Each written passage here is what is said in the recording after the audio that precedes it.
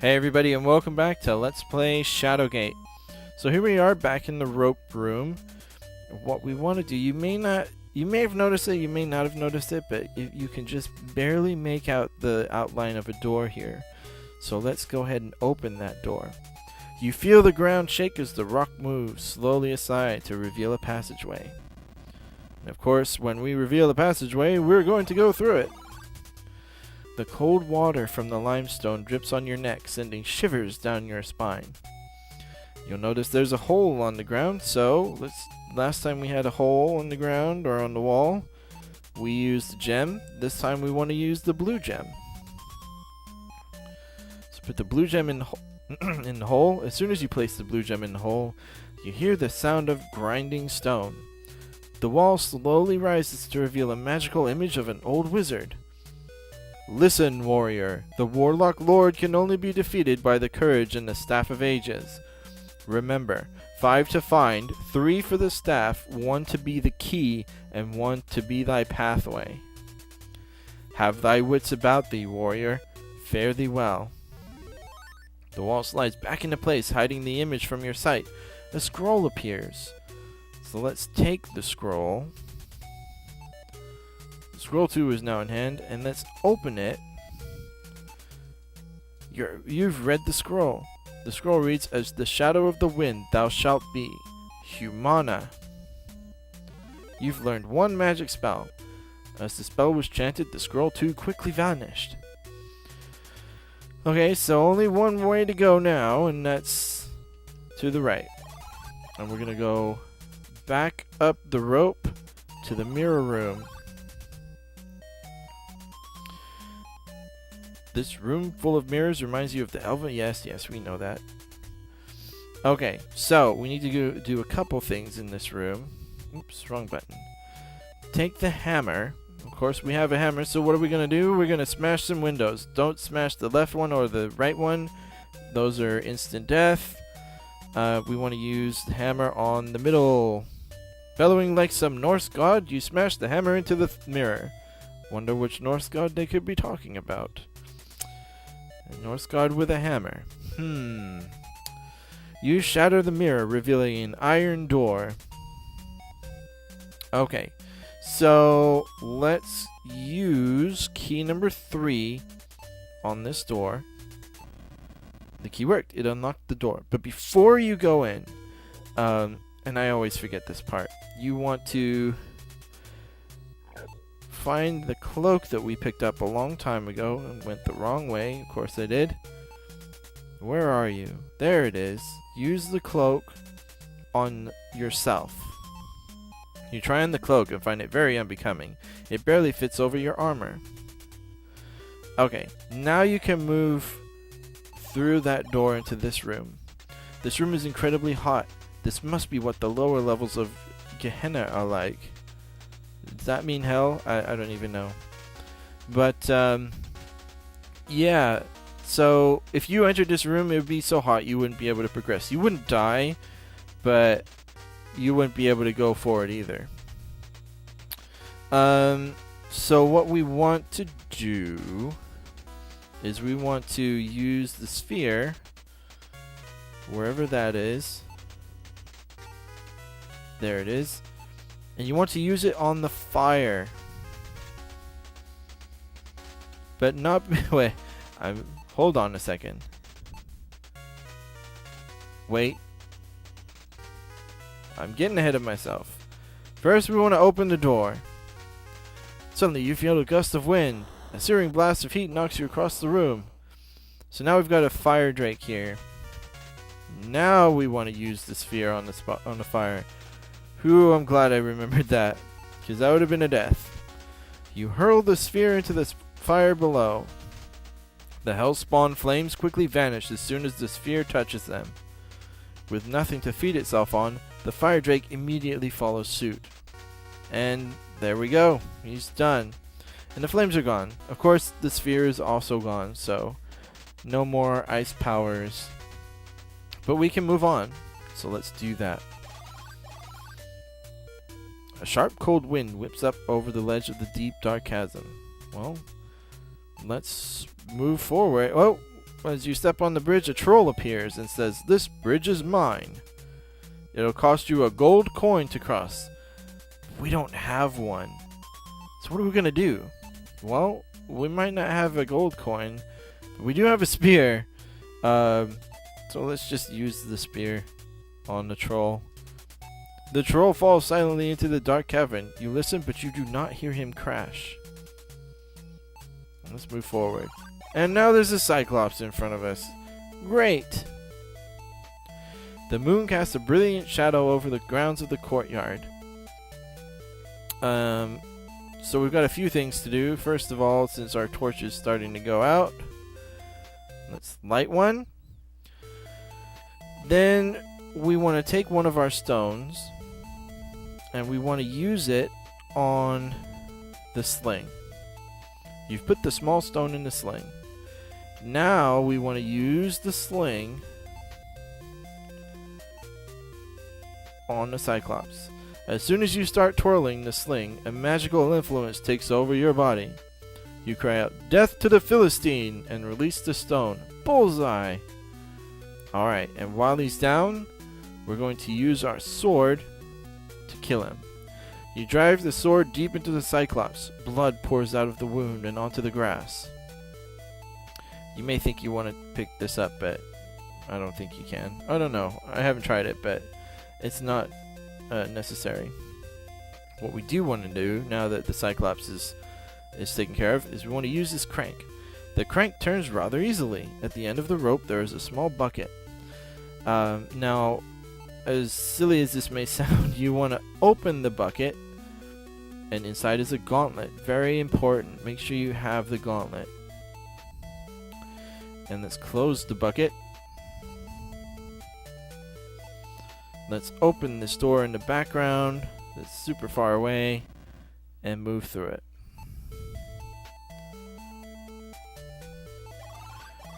It's a long, drafty hallway with one flight of stairs and several open passages. Well, first things first. Gotta take that torch. Now we've got 3 choices. Oh, my nose was itching. Gosh, that was annoying. Let's move through this door first.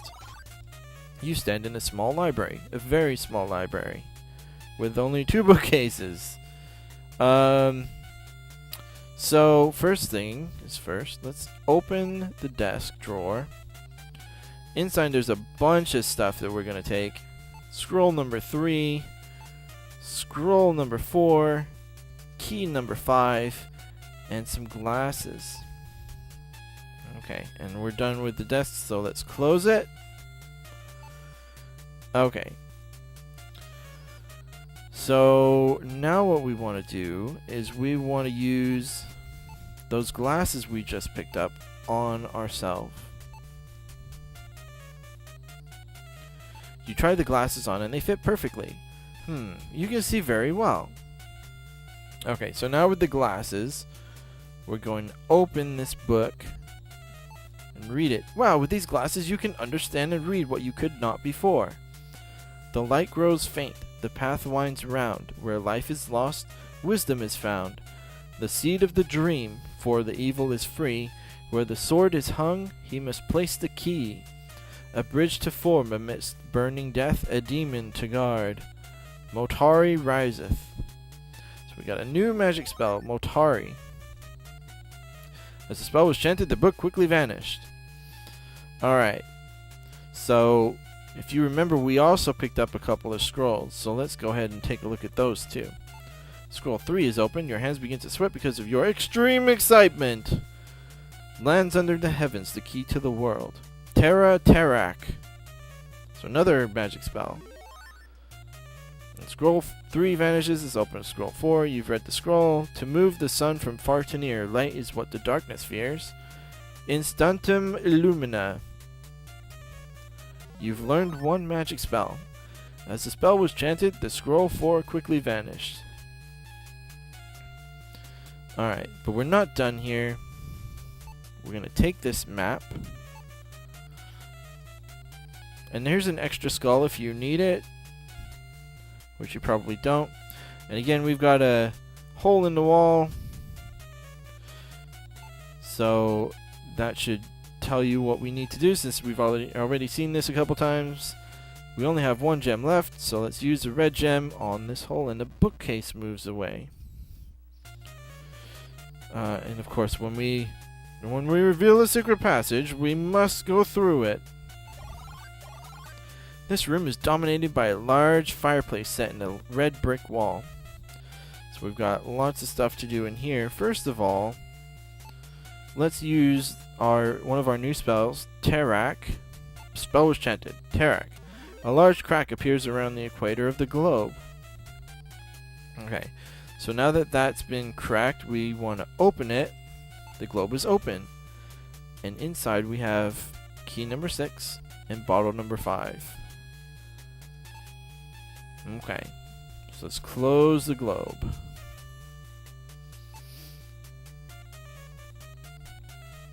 Okay, and let's use the torch, because one of them is going down. Now you can take a bunch of other stuff. This cup, the bellows, and this poker. I don't think any of them are actually necessary. The bellows you should pick up, but the other two you don't need. But I'm going to take them anyway because they're there, and why not? Okay. So now we're done in this area. We're going to move back to this hallway. And let's go through this second door.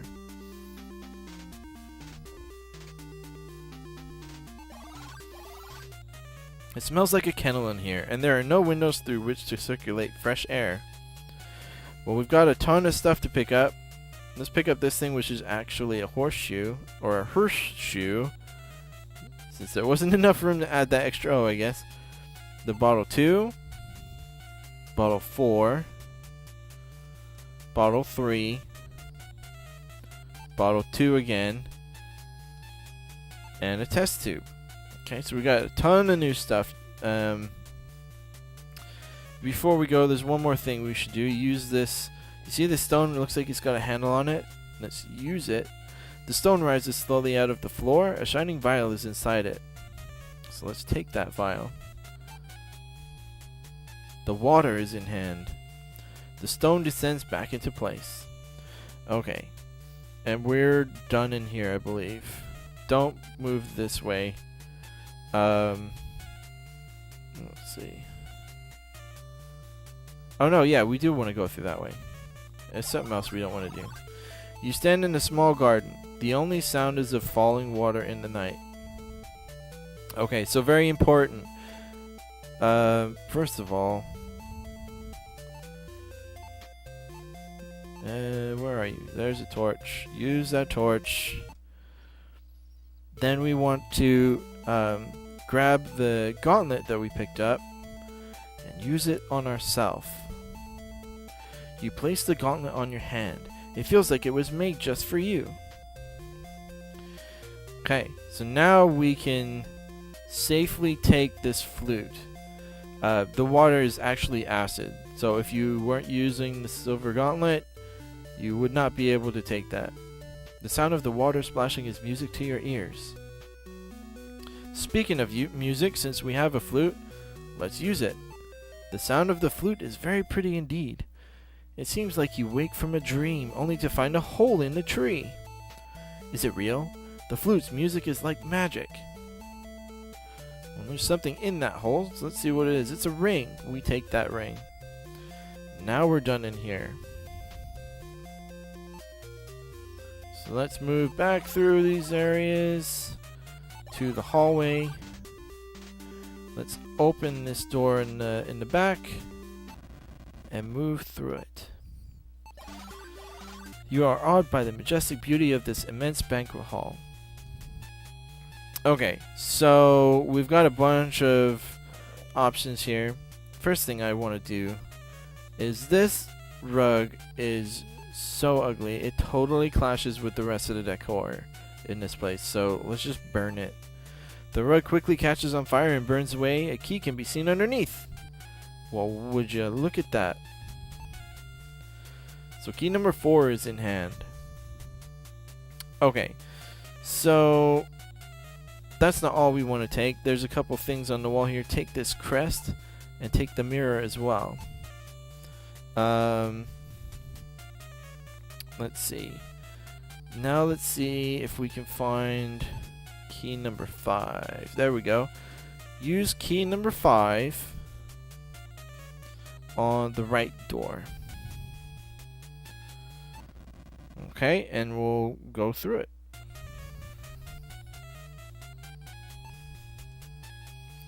Oh gosh, it appears to be a Sphinx. It looks at you indifferently. Well, maybe it's not interested in us. As you moved, the Sphinx spoke. Who are you? No one may pass without my permission. To pass, you must answer a riddle. First burnt and beaten, drowned and pierced with nails, then stepped on by long-faced animals. Dost thou know? Bring me the answer to my riddle, and I shall let thee pass. Well, the answer to that particular riddle, let's see if I can find it. I'm not going the right way. So, first burnt and beaten, so that's referring to metal being formed and shaped. Then drowned and pierced with nails. So again, when you're cooling off that hot iron, you dunk it in water to cool it off. And then you put a horseshoe on a horse's hoof by nailing it to it. Then stepped on by a long-faced animal. That's the horse. So the answer to this riddle is horseshoe. You want to use the horseshoe on the Sphinx. And that should do it. And he lets us pass. Now there are other riddles. I'll go through them quickly. If he says, you look at me, I look back, your right hand raises, I my left, you speak but I in vain, he's looking for a mirror. If he says, long neck, no hands, 100 legs, cannot stand, born of a forest nest, against a wall I rest, that's a broom. If it says, it has towns but no houses, forests but no trees, rivers but no fish, it's talking about a map. If it says, I've no eyes, but once did see, thoughts had I, but now I'm white and empty, it's talking about a skull.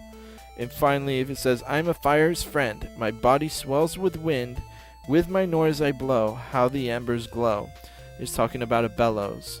I'll probably list all of these in the description so you guys know, but you know, it's going to be random every time, so just be aware.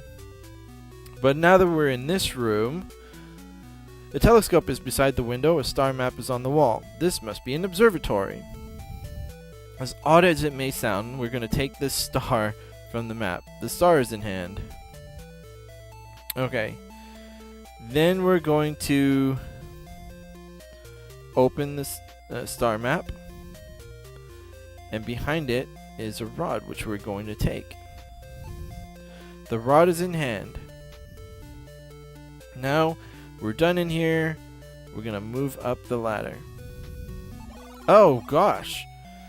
You are so captivated by the woman's beauty that you momentarily forget her predicament, and what a predicament it seems to be.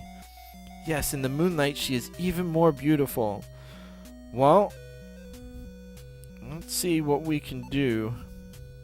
Sure, there's something in here that we can use. How about this arrow? That's what you want to use this on. Maybe we can pry open the shackles. Your aim is true as you plunge the silver arrow into the beautiful woman. Oh my gosh.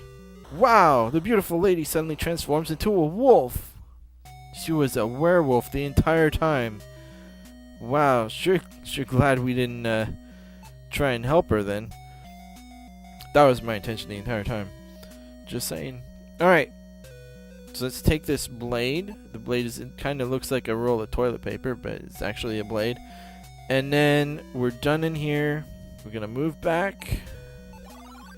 It's an observatory. Thanks, we knew that already. The Sphinx rests quietly in the room. And we're back in the Banquet Hall. And let's... I think this might be a good place to stop. So next time, we'll continue our quest and let's play Shadowgate. See you then.